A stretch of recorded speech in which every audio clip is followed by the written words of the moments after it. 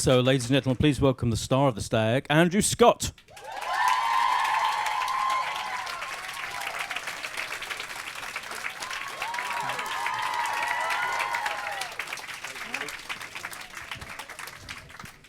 Hello. Welcome. Hi. Happy Happy Paddy's Day. You've had a few already, I have have. Yeah, had a few on the train down. It's Paddy's Day, isn't it? It's kind of sure coincidental, but you're Irish, the film's set in Ireland. I feel we should mention it. Yeah, absolutely. Yeah, happy St. Patrick's Day, everybody. Would you normally Thank you all the be... people. Hello. Hey. Would you normally be getting drunk at this time and celebrating, or do you ignore it completely? Depends on the year, really, actually. Oh, okay. Yeah. Last year I did, yeah. Yeah, did you? Yeah, but I'm working this year, so I okay. can't. Yeah, Fair enough. Yeah, you're doing this. This is. Well, yeah, this is work. this But is no, work, I'm rehearsing no. a play at the moment, so I can't. Really. Fair enough. Yeah, Fair enough. yeah. We'll get to that later. So how did the Stag come about? Because it kind of there's a lot of films about weddings and blokes kind of going to stag do's, but this feels like a different thing. It's like almost like the Stag is about, I don't know if you picked that up from the trailer, but the Stag is about guys who don't want to go on a stag. Yes. And I can sort of understand it because organised fun, exclusive male company, it's a bit weird. Organised fun is always a bit weird. But it's infiltrated by that guy who's called the Machine. And they decide to go on a kind of a walking holiday, drinking wine, very low key, and then he comes and wrecks it all for everybody. He's the only one who really wants to go on the stage. Yeah, he's like, yeah. And he co-wrote the script. Peter McDonald. That's Peter McDonald, brilliant guy. Peter McDonald. I don't know if you've seen Moonboy. Anybody seen Moonboy? But he's the dad in Moonboy. He's brilliant actor and writer. Yeah. And we did a film, or we did a play a couple of years, about 5 years ago at the National. So I know Peter for years. So is that how you got involved? Did you just get the script sent to you? Did you know? They just sent the script, and I was looking for something that was a little lighter in tone. Right. And so I was delighted to do that. Because we kind of know you, I guess if we haven't followed your entire... I have obviously followed your entire career. I've seen you in every single thing you've done. But we may know you for very intense kind of heavy, evil and all of that. But this is this guy is like a nice kind of likable he's sort guy. of a bit nearer myself. Is it? Yeah, it is a little bit near. He's a bit, how do I put it? I don't know. He's not that macho, is he? He's quite... Yeah, no, he's quite melancholy. He's a bit of a wimp. Is that fair? Is that fair? Easy, Sorry. Tiger.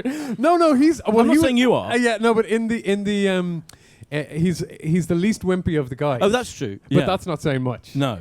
And he's quite melancholy. He's quite a melancholy, romantic, loner type, I would say. Not wimpy. Sorry. Well, I'm thinking of the scene. There's a bit where he gets his compass thrown away, and he almost like bursts into tears about his compass. Well, the compass has sentimental value. Oh, that's true. Yeah. Okay. Fair enough. I'll take back Wimpy. I completely take back Wimpy. And you're filming in Ireland in this beautiful countryside. Seemingly, was that? How was that? Was it kind of? Cold it was great. It was beautiful, but we weren't wearing any clothes. Yeah. Yeah, we've seen that from the. So that was terrible. Was it? Yeah. We'll get to that later because we've got that clip. Okay. Let's have a look at another clip first. Let's have a look at this and we'll talk more about the film. No.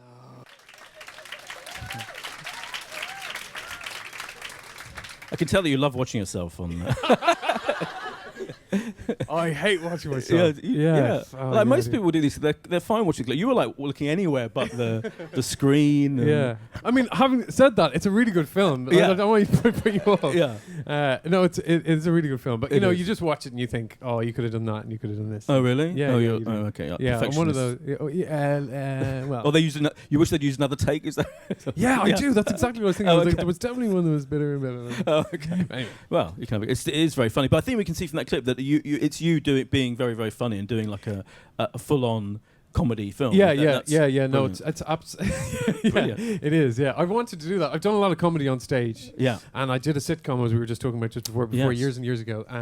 And so it's something I really want to do more of. I hope to work with those guys again. They made a really brilliant sketch show that's a lot called Your Bad Self. That's on YouTube, all this stuff. You should check it out. Some of the stuff is really, really brilliant. And I loved it. We did a lot of improvisation on the movie as well. I mean, it was a very strong script to start with, but we did a bit of improvisation. And it's genuinely a very, very funny film, and people are really do because it's sort of cumulative, you know. Yeah. The laughs sort of increase, and if you can see it with a big audience, it's brilliant. And it's also a little bit sad as well. It's moving. It's melancholy. Yeah, it is melancholy. Yeah. Well, some of that revolves around you. We don't want to give it away, but sorry. And in terms of like this guy, the Machine, who's very funny. This full on kind of demented, ultra macho. Male character. Is he someone you know? Do you know? I think everybody knows kind of somebody like that. Just kind of where you just think, calm it down. Yeah. Peter, who plays the Machine, there's a lot of guys, you know, sort of. There's a certain type of Dublin guy who sort of sounds like that, you know. It's kind of it's quite middle class. Do you know what I mean? But they're all, you know, it's just where there's always punching you and and he's into you too.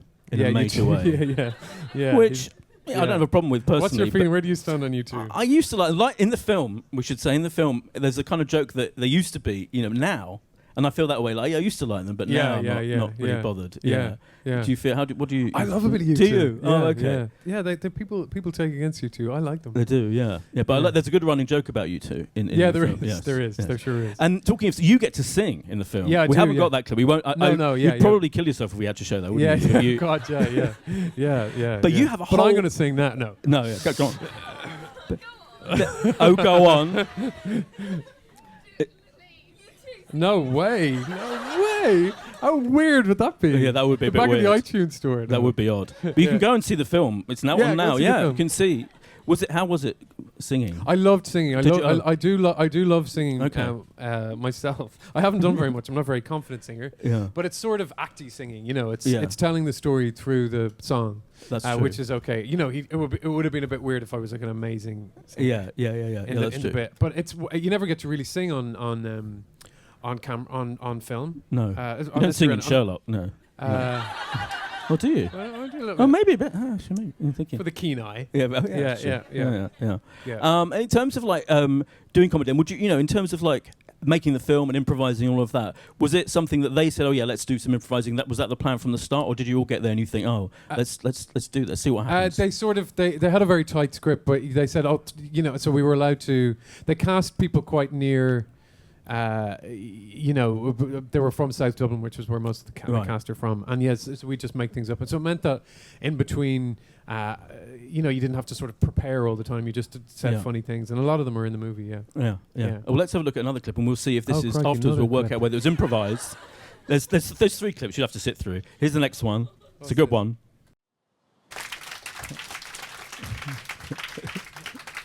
Was that line improvised? That was not.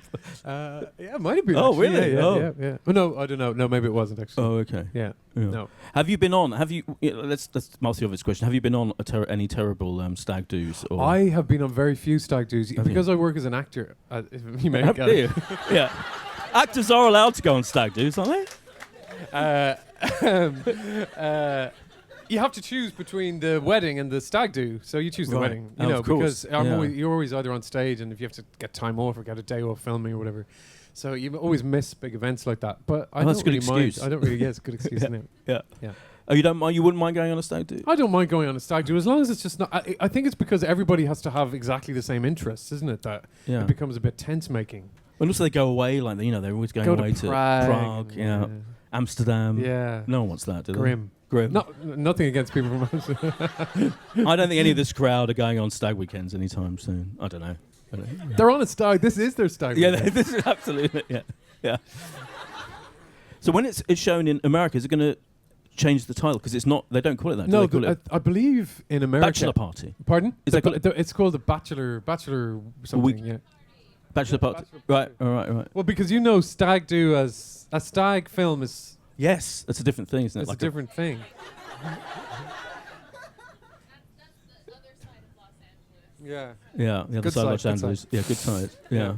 So it'll go over to. I think it's sometime later in the year. Yeah. Do you when films like this come out? Because it's a brilliant kind of small film in a way. Yeah. And reviews are important. Do you pay much attention to that, or do you kind of? I don't know. With this, I really care about this because we made this film for absolutely nothing, and it's very difficult in the film industry for films to survive. Because you're up against these big, huge Hollywood campaigns, and the advertising and everything, and. In order for these films to work, people have got to be able to know that they're on. Yeah. So reviews do count a little bit. I also think that people with reviews, I genuinely believe that critics can be quite snobby about comedy. Yeah. It's very difficult to make people laugh. It's very easy to be obscure and to go, oh, okay, but actually laughing is an involuntary thing. Yeah. So to have seeing the film as I have in Toronto and the premiere the other night and the Dublin premiere, people genuinely are slapping, they're clapping scenes. They really and it works really well. So I really think it deserves acclaim for that. And I think it has been. I haven't really read them on this, but I like to get the vibe, and I hope people go and see it. I promise you, I wouldn't, because sometimes you have to promote things and you think this is dreadful. But this is genuinely funny and very, very surprising, and not laddie and annoying. Because I was going to ask about that. Yeah, because you might think the film about lots of blokes. Well, I think you see the Stag and you think, is it like The Hangover, and is it going to be? And it's really not. It's like the anti that. It's like the anti-Hangover, and it's also very. It was very important to us that we didn't alienate the female audience, because we wanted to, in a way, it's got more in tone, got more similarities with Bridesmaids, I think, than it does with The Hangover. But because it's called The Stag, But yeah. And as we mentioned, you are. We saw a little bit in the trailer. You are naked extensively throughout the film, which is, let's face it, the main reason to go and see it. Apart from that, it is very funny. It's very funny. Everyone's very funny. But you are all naked. So, talk us through how long... I mean, that scene goes on for quite a long while at night where you're naked. We were naked for a week and a half. A week and a half? Yeah. It was okay because there were 5 of us. Yeah. So that helps. But it was the very first day. It was November. Wow. It was like really, really, really cold. The very first scene, I don't know if any of you have seen the film yet, but there's good. But they not only were we had to wake up in the scene, and they threw wet, cold leaves on us as well. So so I've said this a lot, but we were saved by onesies. We were given onesies. Right. So you jumped into your onesie as soon as each yeah, but then we had to stop with the onesies because onesies are a pain in the ass to get on. Yeah, they are. Yeah, not that I would know. But have you got a onesie? Come on, admit it. I got sent one. Yeah, I got sent one for something. I think it was a promotion for a film or something. Yeah. Okay. I wore it once. This isn't about me. Does it have feet? It did have feet. Yeah, it did have feet. Yeah.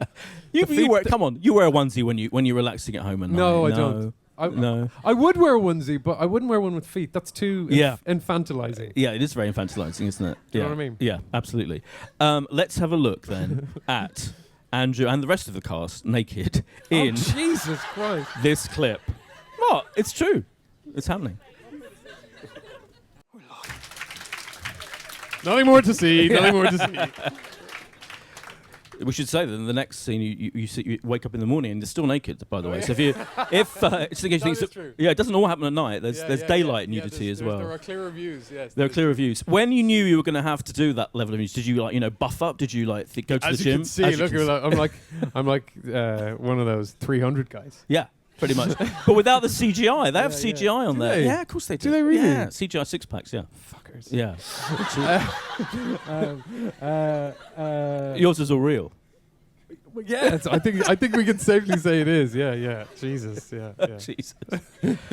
Do you? I mean, obviously this is comedic nudity, so that's kind of different. Do you fall into? Would you do anything if the role demanded any level of nudity? Stage nudity is always weird because the audience are always concentrating not on the play, but they're either concentrating on either looking or not looking. Yeah.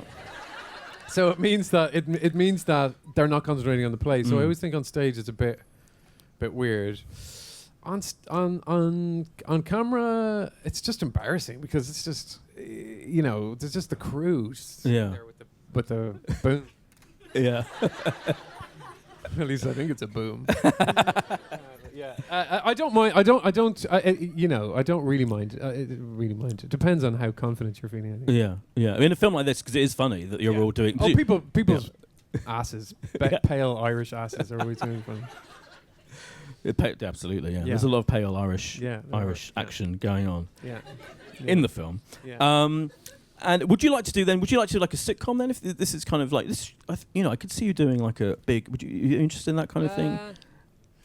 In principle, I am. In principle, I am. But I always thought like I'd love to be in a live situation comedy because it's a bit like the theatre. You rehearse it. But then I'm a bit. I don't really want to. What I really like as an actor is to sort of do lots of different things. Yes. And, so I don't know. So now you've done this comedy film, you think that's your comedy out of your system a bit? Or? Yeah. Just maybe not a sitcom. Maybe not a sitcom because it takes quite a big commitment, doesn't it? Yeah. But in principle, like to guest on a sitcom would be brilliant. Yeah, I'd love to do that. And I also love the kind of situation comedies where there's no audience. You know, like 2012 or kind of more. Droll sort of stuff, absolutely, and the fact that Peter, who co-wrote this film and wrote that very funny role for himself, are you interested in writing stuff? Is that have you kind of dabbled in that? I don't think I have the talent to write. I do a little bit of teaching, young actors and maybe directing, but more teaching. I think my parents are my mum was a teacher and my dad worked with young people as well, so I feel that's in the blood a bit. Have your family seen the film? And what did they think? What did they think A, about the film, and B, the nudity? I didn't ask them about the nudity, weirdly. Yeah, fair enough. They've seen that before. They loved it. Yeah, it was great because I haven't worked in Ireland, where I'm from. Yeah. I'm an actor. An actor from Ireland. I hadn't worked there in years, so that was great because I got to see my family a wee bit as well. Yeah. And in terms of the location then, was it, those beautiful locations, is there places you've been before, those places you knew? A little bit, but not I'd never explored that territory naked. No, no, and you certainly do in this film. So not only do we get to see the view of the views of Ireland, beautiful rural Ireland, a whole lot of Irish views. Yeah. A whole lot of Irish views indeed. Yeah. Mm-hmm. Absolutely. Mm-hmm. Let's. I mean, people will talk about it when we. So I'm going to ask you a few questions about your other stuff. Sure. There's this program called Sherlock, for example. Sherlock. I want to. Yeah, I know. I want to. Have you the story of how you got doing that role, doing your audition for it? Yeah. I just want to quickly. Did you do that bigger version of Moriarty when you first did your first audition? Was it? Do you remember like? Did I do that? Did I do what I did? In the thing? Yeah. I think they've spoken about this before, but there was I was sent a script, and Moriarty wasn't supposed to appear in series 1 at all, apart from maybe his face just appearing at the very end of the. Yeah. But they needed to, because they knew that Moriarty was a central character to Sherlock Holmes, they needed to have a scene to find out if the actor could act or whether he was suitable for the part. So Stephen Moffat wrote that scene, which turned out to be the swimming pool scene. Yeah. But it was only as an audition piece. But then they liked it, and then they ended up putting a version of it in the end of series. Right. So it's almost because you did it. It did kind of that. I don't know. I don't know. You don't know. I don't know. I think it is. Yeah, well, okay. Maybe. I don't know. Yeah. Yeah. But do you ever think, if I haven't gone down that route, you could have done it smaller and kind of. Do you know what I mean? Well, do you know what? I was very naive about how popular the show would be, and I watched that. The episode that I was in, episode 3, I watched episode 1 and 2, and it was a big hit all over. Yeah. The critics loved it, and everybody had immediate love for it. And I was thinking, oh my God, I am so gonna fuck this up at the end, because I appeared at the very end of the first thing, and I was watching it, and I made the stupid mistake of not watching it beforehand. So I was watching it along with 10 million people. Yeah. And so, like, when my first entrance came on, I was like, oh my God, I didn't really know. Yeah. You know, usually you can sort of sense what you go, I know what this is, and I was like, God, it's out there. Yeah, it's quite a big performance, but in a way, I'm pleased that I didn't get scared and sort of tone it down a bit, because people, I think, when they first saw Moriarty, I think they thought, we don't want it to be this, we want it to be somebody else. You know, they weren't expecting to see my face, I think, and so actually, in a way, it galvanized me to keep being out there, you know, and doing my own version of it. And were you aware that as soon as you did do that scene, and by the end of that episode, you know, a few minutes later, the whole world was going, "Who is this guy? He's amazing." And some people, I think, absolutely hated it. Stupid but people. I don't care. Stupid people. No, I genuinely, no, I always think that it's better to have people have you know, very diverse opinions about something, because that means you put your autograph on something, and then after a while they get used to it, you know. Everyone always goes, "Oh, we wanted it to be this way, we wanted it to be this way," and then you go, "Well, it isn't, it's this is what it is, and I'm not going to apologize." But it's because but it's because it's so bold that it would have that some people not liking it. Do you know what I mean? Yeah, anything that bold, cares? exactly. Listen, we're not here long. Do what you want to do. Yeah, completely. Yeah. I won't ask you much else about that showcase, because I'm sure people will. But just to say, obviously, are you getting ready for series 4? That was really. Oh, wasn't that subtle? Round of applause! Look at that. Sorry, lame. I know, lame.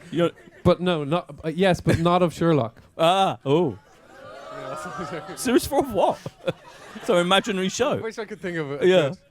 I don't know. I can't. Of what? Oh yeah. Oh god. Look, there's a question. Steady. But do you? I won't say much more. You do know what happens to Moriarty. You do know why we saw that thing at the end of series 3, though, don't you? I think you mentioned that. Do I know why we saw that? Yeah. Why he was back at the end of series 3? Yeah. Okay. That's all. I'm going to talk about. I always say this. I always imagine I turned around now and said, "This is the reason." Okay. Yeah. You'd all be like, "You don't want to know. You don't want to know." It would be so weird if I. No, you think you do. It would be weird. I'm going to ask you a couple of other stuff you've got coming up, though. I've seen Lock, the film with Tom Hardy, which is just your voice. He does my voice. Which is a weird thing. So this film is just Tom Hardy in a car for 90 minutes. Yeah. But you're very funny in it, because you do this voice performance, and you actually managed to be funny. Yeah. Was that a weird... surprise?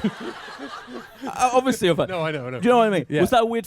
how was that done? Did you have to sit there? It was absolutely brilliant. It's exactly the kind of thing that I quite like doing, which is do kind of quite crazy stuff. So it's basically Tom Hardy in a car, and the way we filmed it over 5 nights, and we needed it to be no traffic, because he needed to be able to drive around. So we filmed it between 12 o'clock in the morning and 6 o'clock in the morning, and we filmed it live, like live theatre. And each myself and Ruth Wilson and Olivia Colman and all these brilliant actors had to keep calling him, and he is to get these relentless calls from people. But we did it live, so Olivia would do her bit, and he'd get the call as he was driving, and then I'd go in and do my bit, and it's really just to support Tom, and he's absolutely fantastic in it. Yeah. It's a really interesting movie, isn't it? It is very interesting. Yeah. There's one bit where you have to. The idea is you're kind of running whilst talking to him with your phone. How did you do that? Did you pretend to run, or did you run? I pretended to run. Okay. Oh. Yeah. Keep an eye out for that scene. No, I did. Yeah, and I was just back from kind of being quite healthy. I was in LA for a while. Oh, okay. and if anyone listening to the podcast, that's Andrew Make's face about LA. So they had loads of sugar products. Oh yeah. When we were filming Lock to keep us awake. So I was just high on sugar. So that's why I was able to. Okay. That explains it. But it's a great movie, and Tom Hardy is absolutely. It is amazing. Yeah, it's very interesting. And you're also doing another play at the Royal Court in which you play a rock star. Yeah. Tell us about that. Tell us about what can you say about that character? Oh, it's really, really exciting. I'm in rehearsal. I just come from rehearsal today. It starts on the 3rd of April, I think it is.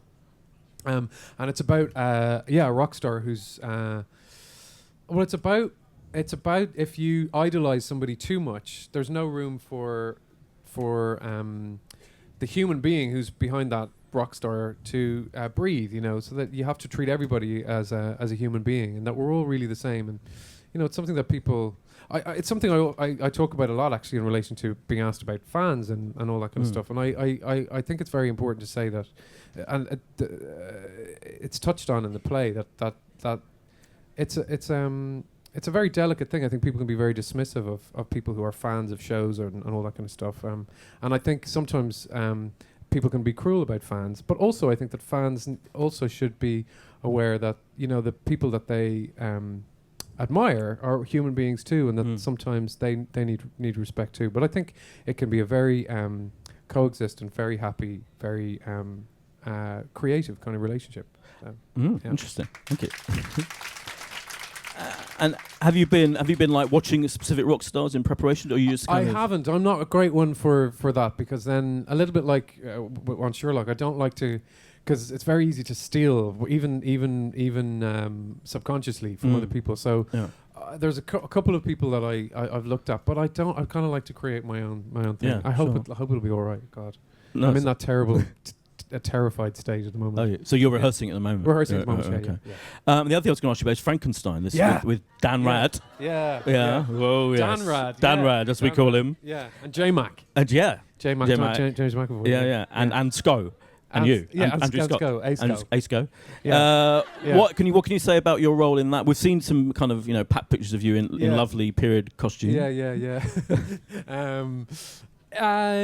What can I say about that? It's it's about science versus religion, I suppose, and I play the religious guy. It's a very kind of complex character, and it's really, really interesting, and it's a big number. I've never done a big studio picture before, so it's really exciting. And it's exciting because the actors at the centre of it are really brilliant, and it's Paul McGuigan, who directed Sherlock, and it's really, really wonderful. I've had such a good time. I just finished on Friday. And we've been shooting it for 4 months, and I think people will really go for it. And did you bond with Daniel? What a gorgeous fella! Yeah, he's lovely, isn't he? Oh, he's brilliant. He's an absolutely great guy, and he's doing it really right. I really admire that huge level of celebrity that he has. But what he's choosing to do with his career, I'm a big believer in actors doing theatre. Not that you have to do it, but I think it's really good to to learn who you are as an actor. And he's been on Broadway twice, and he's a gentleman, and so is as James, and I think always the good ones are always nice people. Absolutely. Yeah, no, he's a great man. Yeah. Right, let's throw open to you guys. Yeah, there's a lady there with a white jacket. There's a mic on its way. I was just curious, after doing this movie, if you prefer doing dramas or comedies more now.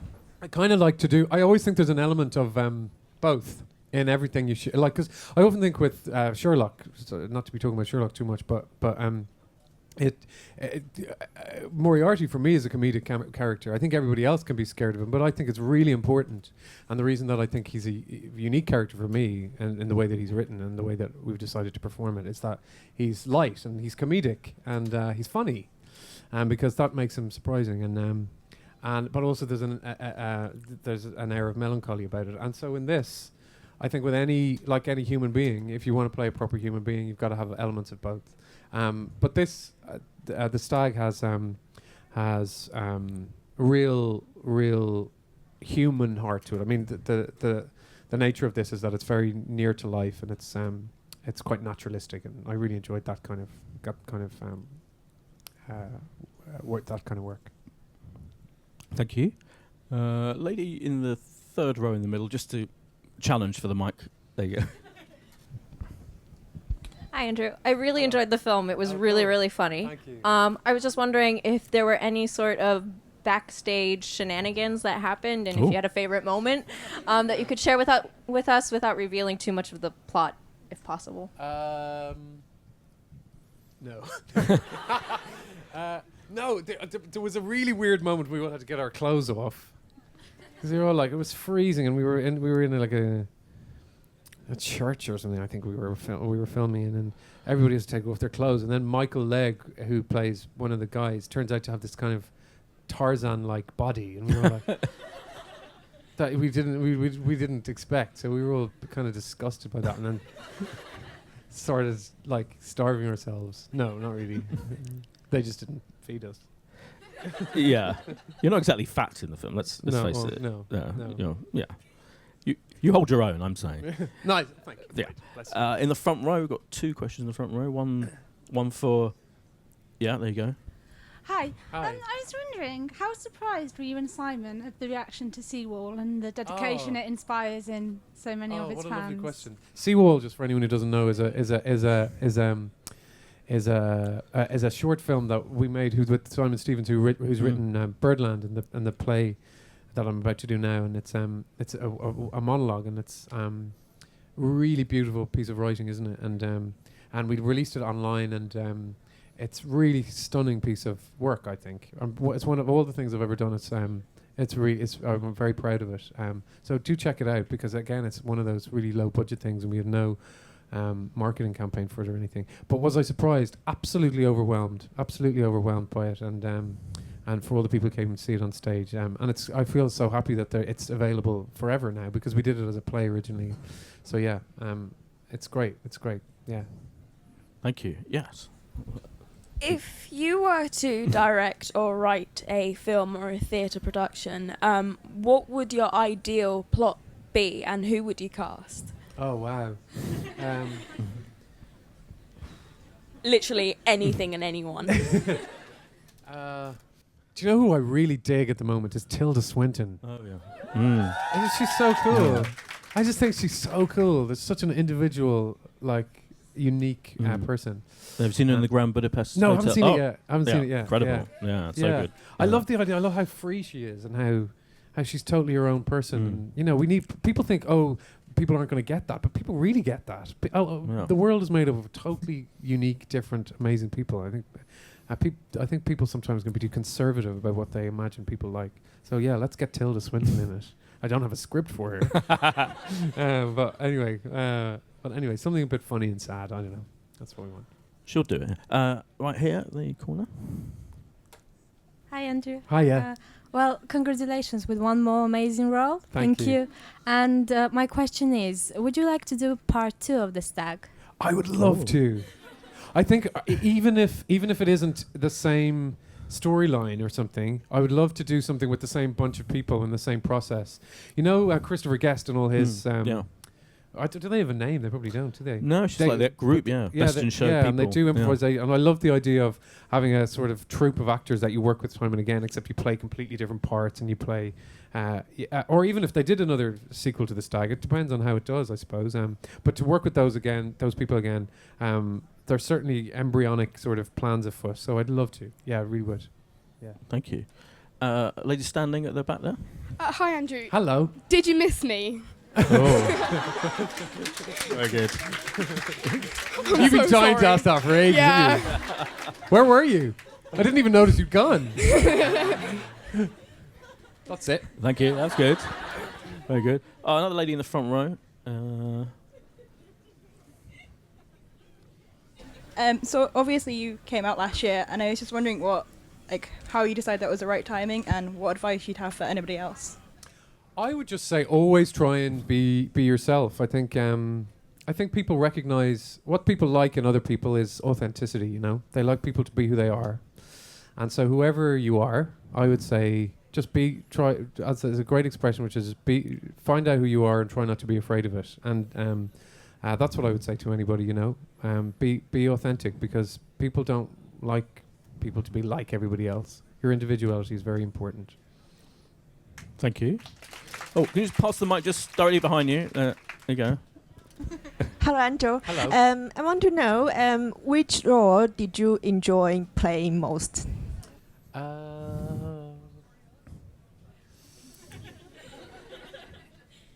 don't know. It's very hard to say.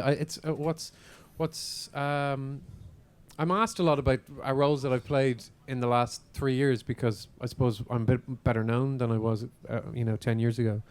But I mentioned there that I speak to young actors a lot, and I think I always say to them, try not to get too much of a profile too soon, because the work that I did when I was 20, up above a pub in Dublin or whatever, is as important to me as the work that is as well known around the thing, because I got the buzz of actually acting, and there's stuff that I suppose I feel I've yet to show people, because I feel like I've done it years ago, but maybe only 3 people saw it, and variations of that. So I would say that there's work, early work in the theatre that I feel just as proud of, and sometimes with the more high profile work, it can sort of overshadow some of that work. And what I really want to be is to play lots of different things, and so it's hard for me to choose any particular thing. Thanks. Oh, should we go back just directly behind you? If you could pass the mic. Oh, the mic's back, yeah. In the middle, lady in the middle, at the back. Here we go. Hello, Andrew. Hi. Hello. How you doing? Hi. I wanted to ask it as a premiere, but I chickened out. Okay. Oh God, what are you going to say? Oh The scene, without giving anything away, the scene with the tent in the store. Yes. Oh yeah. Was that all of you actually in the tent? Oh my god. And were there any injuries? That was so funny to film that scene. I shouldn't give it away too much, but it was, yes. It was all of us. It was. Yeah, I'm afraid I can't say too much, but yeah, it was. And there were no injuries. No, we survived it. Just a little bit claustrophobic. That is a very good scene, yeah. Just the third row on, three from the end, yeah, just there, yeah. Sorry, my eyesight's going. Hello. Hello. I've forgotten, sorry. Sorry. Right. I was wondering, if you could play any famous person in a biopic, who would it be? Oh my god, what if I... Well, you did play Paul McCartney, didn't you? I did, I played Paul McCartney. Yeah. I don't know, maybe Anne Widdecombe? Good choice. But the musical. Yes. Well, you look more like Anne Widdecombe than Paul McCartney, obviously. Exactly. Yeah. I'm as talented a dancer. No, not to be... do you know what? There's somebody I look like who's an artist called Egon Schiele. Ah, yeah. And I actually look very like him. Yeah. And I've always wanted... I'm big into drawing and painting. And I've always wanted to do a little bit of that in to incorporate the two two things. So yeah, there's a beautiful I absolutely love his work, and he's called Egon Schiele. So, but there's no plans to make a film about him. So I mean, maybe there will be now. Now people listening to this thing. I think the Egon Schiele project is going to take off. Yeah, exactly. Definitely. Thank you. Yeah. And time for a couple more questions. Just a lady in the front there, just two from the end. Hi, Andrew. Thank you for being here. No problem. In November, you were Prior at the National Theatre's 50th anniversary, and you were in Angels in America. And a lot of us really enjoyed you in that role, and we were wondering if there were plans to reprise Angels in America on stage, and if you would be interested in playing Prior Walter. Oh, that's a very good question. There aren't any plans as at the moment. The National Theatre was 50 years old in when was it, November, and it was a really extraordinary thing because I got to work with, you got to see really all the heroes that I've worshipped since I was a kid, and all contemporaries. Benedict was in it, and Rory Kinnear, and really brilliant actors, that Anna Maxwell Martin, and some amazing people. And there was a great moment the day before where we had the dress rehearsal, and all the actors, Judi Dench and Maggie Smith and Michael Gambon, and they were all sitting in the auditorium watching everybody do their dress rehearsal. And then when it was your bit, we followed Judi Dench. She sang a brilliant song, wasn't she? She sang a little light music, and so then you go up and do your bit, and there was incredible atmosphere before. There was no one else in the theatre, and it was just the most extraordinary feeling of just getting to perform for your idols, and then watching your idols, and just so near. And I was so grateful to be there, and to get to do that. That Angels in America, it's really beautiful, and people have responded to that really extraordinarily. It was amazing. And I'm glad you're saying that, because you're an American person yourself, are you? Well, I'm from Atlanta in particular, and it's having AIDS is making a big comeback in Atlanta. Is it really? Yes. There's all these billboards in Atlanta saying, get tested, get your children tested. And I guess it's something people just forgot about. The war's never over, as they say. It's never over, no. So thank you very much. You're so welcome. Thank you. So welcome. And we have time for one more question. We go. I've caught the eye of that lady there. There you go, to the back. Sorry, I haven't got more time. As an actor, what do you look for in a director? In a director? Just not to be drunk. I don't like when directors are too... I don't like when directors are too all over you, controlling. But then it's kind of a lot of directors, that's what they're in. Yeah, that's the name of the game. And it's just it's the balance between allowing you to do what you're good at and enabling that. And a lot of directors, a lot of them are kind of scared of actors. I like when they're interested in actors and they can sort of match you a little bit rather than just being interested in how it looks visually, to be able to sort of understand psychologically what you're doing. But I've been very lucky with directors, I must say. Great questions. Thank you for all your questions. We have run out of time. Sorry. So The Stag is out now in cinemas. Go and see it if you haven't seen it yet. Please do. Very really funny, genuinely enjoy it. moving, and you get to see Andrew Scott naked. Thanks, Andrew, for coming. Thank you. And thank you all for coming.